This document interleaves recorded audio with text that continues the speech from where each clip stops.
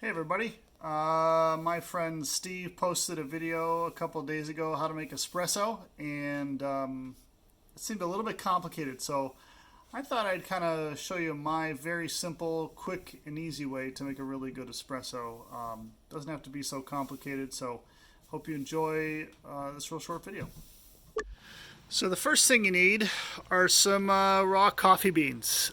You can source these from any number of fair trade farming organizations throughout the world. We go through a number of different folks to find these. And these are unroasted, and so you're just gonna have to do your homework about different flavor profiles, and you'll want to do some reading on a couple of different blogs about who's got really good raw beans. You want to make sure they're fresh, nothing older than 6 months old. A lot of companies you'll see on different websites are selling really old beans at what seems like a discount price, and they just don't have any real good flavor. So do some homework, find somebody who's sourcing really good fresh raw beans like this, and make sure that they're a good ethical source, that when you're paying somebody some money, that those people are paying a fair wage, and not just stealing beans from the local farmers. So yeah, we've got our raw beans here after a couple of weeks of good research, and after about 4 days shipping, they arrived. And you can see here, we've got a couple of pounds there. So we're going to do small batches of about a quarter pound at a time in our little roaster. So let's go get our roaster. So a good roaster really is kind of paramount here.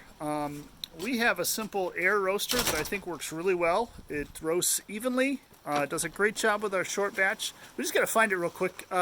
Should be pretty easy to find in here. I had it a couple months ago. Let's see here. I own the bike shop, so you can imagine we've got a number of abandoned and junk bikes here. But somewhere in here is a roaster. Oh, here it is. All right. We got all the parts there. There's a lid. There's the main canister, and then the roaster pump. This is an iRoast 2. It does a great job roasting beans. So next thing is we're gonna show you what to do. So I've got to be really quiet for this next part, because the next thing I like to do, just because these roasters use a lot of electricity, I like to sneak over to a neighbor's house and get this thing plugged into their power. I think they're out of town right now. The COVID thing has got everybody freaked out, so I think they ran away. So we can just go ahead and use their electricity, and that keeps your electricity bill down. So we've got our roaster plugged in. We're going to pour in like I said, not too much, about a quarter pound worth of beans here. You'll do some experimenting on your own there. I like to do this outside because the cool temperature portion of the roast really happens quickly, and that's an important part so that we can make sure to get a good roast. So I've already programmed my roaster.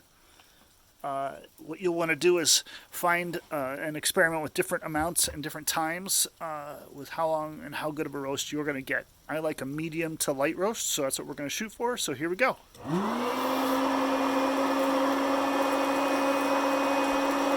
So I think the roast is done. So we're going to take a look here and see what we got.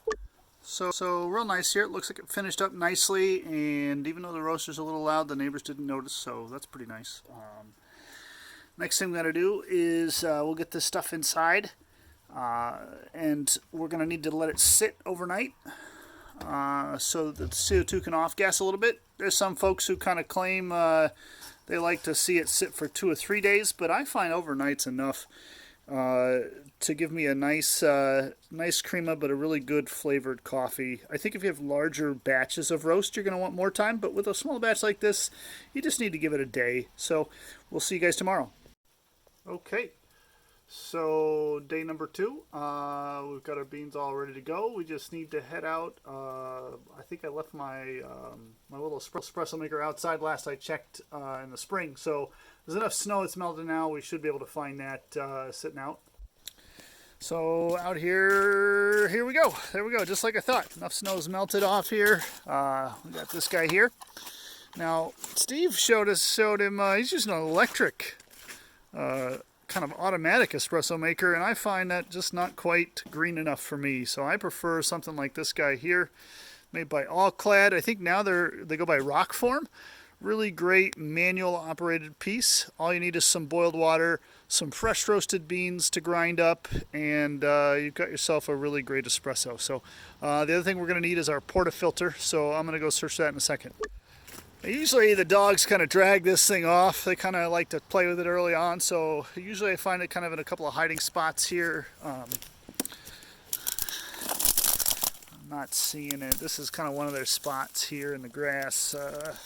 Oh, here we go. There we are. There we go. Portafilter, just like that. Looks like they didn't chew it up too much. That's kind of weird. Usually it's pretty well chewed up and I have to replace the handle, but there we go. So we're going to go ahead and head inside with our bits and get to grinding and making coffee. So the next step here, because this has been sitting outside for a bit and been trapped in the snow, it's quite cold, and we actually want to have all of our espresso bits warmed up so we don't affect the temperature of the espresso shot. So we're just going to run this under some piping hot water for a bit, just to make sure everything gets nice and warmed up. So that's kind of an important step. Make sure you got stuff warmed up good. All right. While this is doing that, we're going to also start to boil some water. So you can see here, we're just bringing the water just before a boil. Not quite to a boil, but just before that. And that ensures the water's going to be hot enough that by the time it goes through our espresso machine and into the puck of the coffee, that we're going to get a nice even temperatured shot that doesn't over roast the beans as it pushes through, and yet make sure that it's hot enough to enjoy. Something I like to do while I'm waiting for that water to hit the right temperature is go ahead and start assembling my grinder. Steve used an electric grinder, but gosh, that seemed awfully complicated.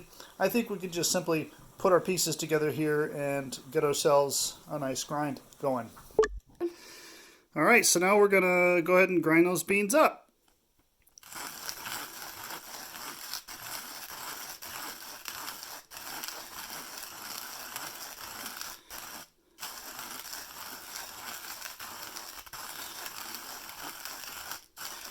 You can really smell how good of a roast it is as you're grinding. It really releases quite a nice aroma.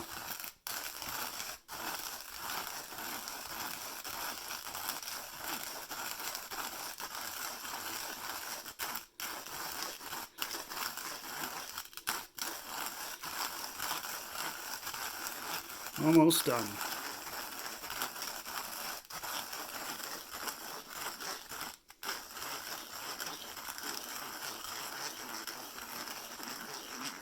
There we are.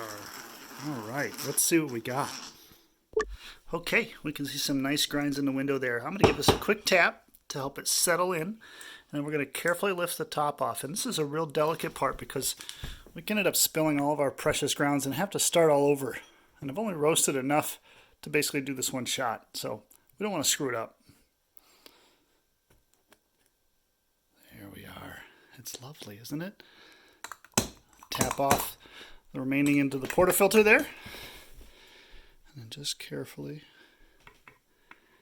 look at that. Beautiful. It smells wonderful right now, you guys. So I went ahead last night and snuck up to Steve's house and stole his tamper. I just liked how it looked with that red jewel on top, so we're just going to go ahead and use that. Thanks, Steve. You know, because of COVID, you're probably not going to get this tamper back anytime soon, so you know, make sure we get enough dosage there, and then just push down with your hand. We want to see, you know, really a lot of people talk about having the need for a certain amount of pressure for the puck, but really all it has to be is consistent. If that part is consistent with the rest of what you've done, you can just know that you're participating in a chemical reaction here. And in doing so, you know, as long as everything you do is the same every time and you get the results you want, the actual numbers of things don't matter as much. So you can kind of do things as you like. The general rule of thumb is 30 to 35 pounds of pressure on the puck, but you know, let's say you use a finer grind and only put 20 pounds of pressure. Well, as long as your water pressure matches that puck tamp pressure, you'll be fine to do less. So that's kind of the mode of things here, is understand that it's a chemical reaction that you're participating in, and how you participate in that and that's the results that you're after. So now we'll get our portafilter loaded into our machine. We'll add our just before boiling water. You can see a nice steam coming up from that. Just enough for our shot, no more. Using that same hot water trick, I've been preheating my espresso cup. So we're going to set that underneath our portafilter now. We're going to lift up our arms. They're going to come out of the frame there. And this lets us let the water rest in the reservoir for just a moment. And while that's happening, we can begin to make our espresso shot.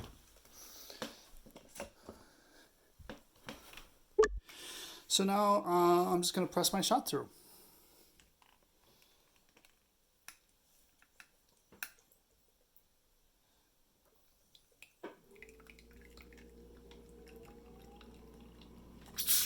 We don't want to have too much.